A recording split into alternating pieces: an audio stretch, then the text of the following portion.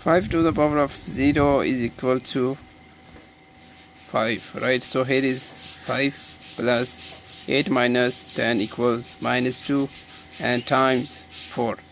Now minus plus minus, so 5 minus 2 times 4, and 5 minus 2 equals 3 and times 4, and 3 times 4 equals 12. But this is wrong, because 5 to the power of 0 is not equal to 5.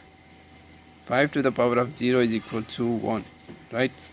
So here is 1 and plus 8 minus 10 equals minus 2, right? And times 4. Now minus plus minus, so 1 minus 2 equals minus 1 and times 4. So minus 1 times 4 equals minus 4. Keep the negative sign.